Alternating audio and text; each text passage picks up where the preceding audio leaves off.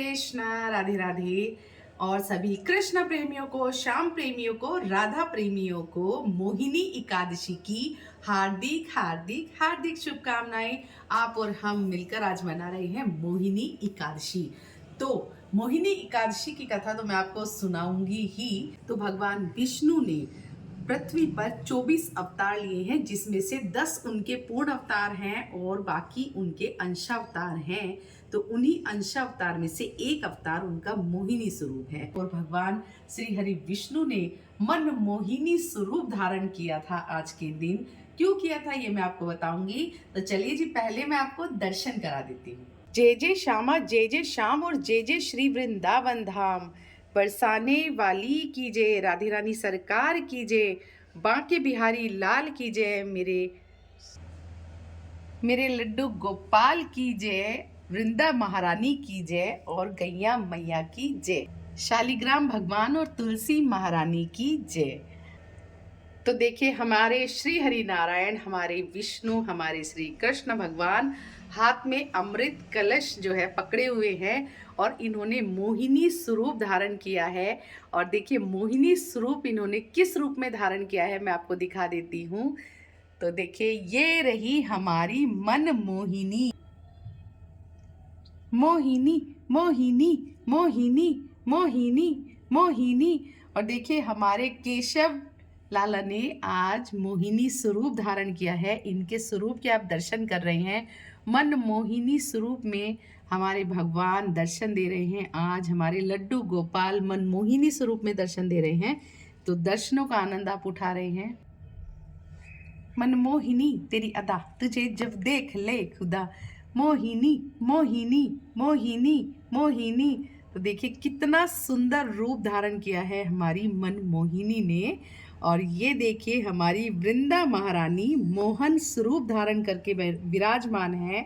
तो इनके भी श्रृंगार के दर्शन मैं आपको करा देती हूँ। तो देखिए, कितने सुंदर और पावन दर्शन हैं।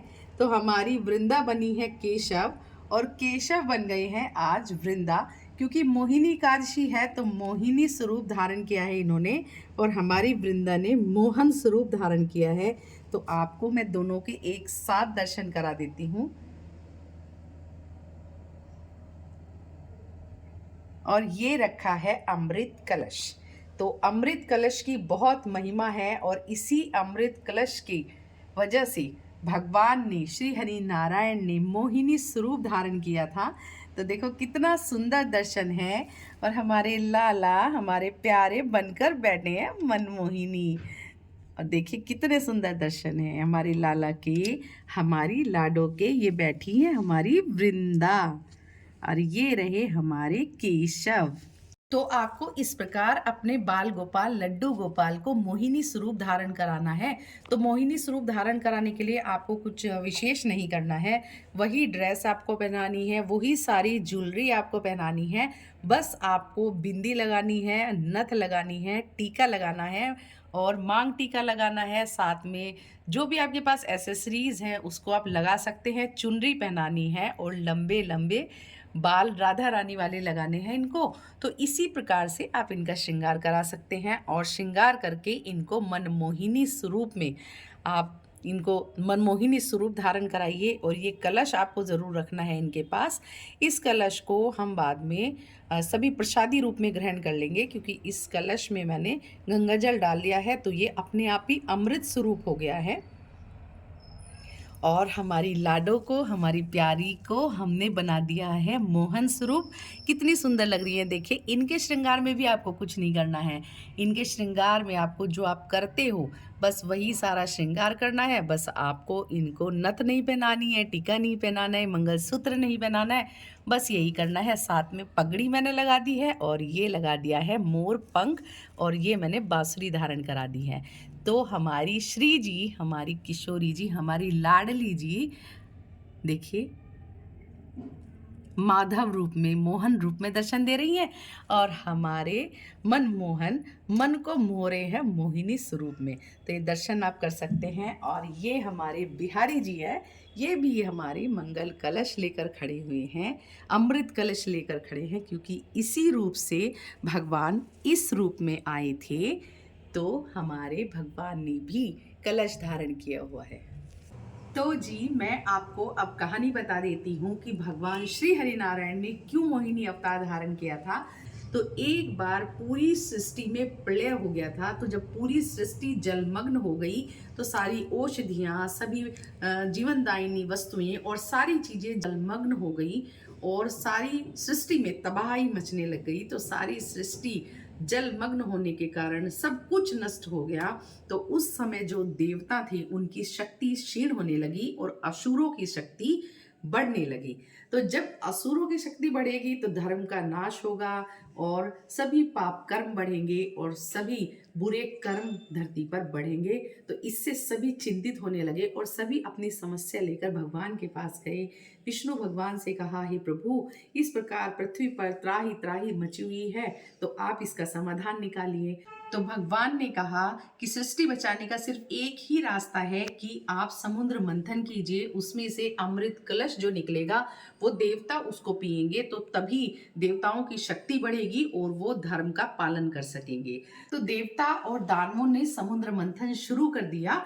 तो उसमें से अनेक प्रकार की औषधियां निकली, कामधेनु गायें निकली, लक्ष्मी जी निकली, बहुत सारी चीजें निकली। वो एक अलग विषय है, लेकिन मोहिनी एकादशी के विषय में हम चर्चा कर रहे हैं तो मोहिनी एकादशी की ही मैं बात बता देती हूँ। तो उसके बाद में अमृत कलश निकला जो कि देवताओं के हाथ में लगा। तो देवताओं को उसको पीना था, किंतु असुरों ने क्या किया, धोखे से धन्वंतरी भगवान के हाथ से कलश लेकर वो भाग गए। तो जब वो भाग गए तो सभी देवता चिंतित हो गए और भगवान विष्णु से प्रार्थना करने लगे कि हे प्रभु, अब हम क्या करें। देवताओं ने, असुर जो है वो छल पूर्वक हमारा कलश ले गए।